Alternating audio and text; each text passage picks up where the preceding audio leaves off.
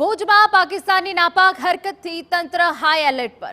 ભુજમાં 2 દિવસ સુધી સંપૂર્ણ બજાર બંધ રહેશે। પ્રતિનિધિ અને વિવિધ એસોસિએશનની બેઠકમાં નિર્ણય લેવાયો। 2 દિવસ બાદ સાંજના સમયે વેપારીઓ સ્વયંભૂ દુકાન બંધ રાખશે।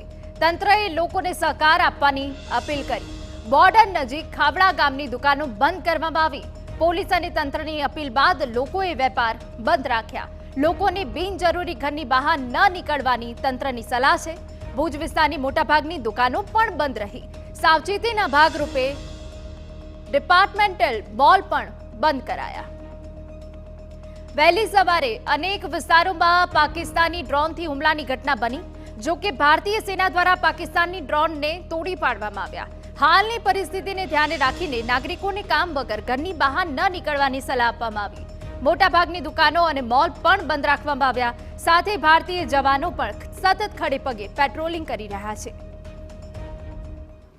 સીમાપાર પાકિસ્તાન તરફથી જે પ્રકારે નાપાક હરકતો થઈ રહી છે તેને મુંહતોડ જવાબ ભારતીય સેના છે તે આપી રહી છે।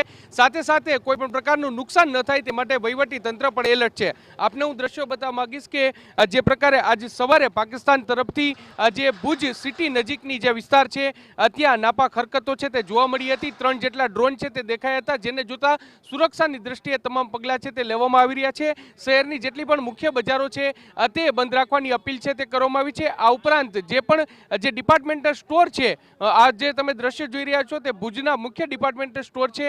આ તમામ મુખ્ય ડિપાર્ટમેન્ટલ સ્ટોર છે તે અત્યારે બંધ રાખવાનો આદેશ છે તે આપવામાં આવ્યો છે ને તમામ બજારો છે તે બંધ રાખવાનું છે। આજે સવારે જે રીતે ભુજમાં ભુજની નજીક જે એરફોર્સનો વિસ્તાર છે ત્યાં 3 જેટલા ડ્રોન છે તે જોવા મળ્યા હતા। ત્યારબાદ જિલ્લા વહીવટી તંત્ર છે તેમના દ્વારા લોકોને ઘરની બહાર ન નીકળવા માટેની અપીલ છે તે કરવામાં આવી હતી અને આ જ અપીલના પગલે તમામ વેપારીઓએ અત્યારે બંધ રાખવામાં આવી છે। બિનજરૂરી લોકોને ઘરની બહાર ન નીકળવાની પણ સૂચના છે તે આપવામાં છે। તમે દ્રશ્ય જુઓ, ઘણા બધા લોકો છે તે ખરીદી કરવા માટે પહોંચી રહ્યા છે, પરંતુ જે પ્રકારે આજે જે વહીવટી તંત્ર છે તેમના દ્વારા બંધ રાખવાનો આદેશ છે તે આપવામાં આવ્યો છે અને તેને જોતા જરૂરથી લોકોએ પણ જે સાવચેત રહેવું ખૂબ જ જરૂરી છે। પાકિસ્તાન તરફથી છેલ્લા 4 દિવસથી હરકતો છે તે કરવામાં આવી હતી। છેલ્લા 3 દિવસથી સરહદી વિસ્તારોમાં હરકત છે તે જોવા મળતી હતી, પરંતુ આજે જે રીતે આદિપુરમાં પણ જે રહેણાંક વિસ્તારમાં આ ડ્રોન છે તે તોડી પાડવામાં આવ્યું હતું અને સાથે સાથે ભુજ એરબેઝની નજીક 3 જેટલા ડ્રોન છે તે મળ્યા હતા।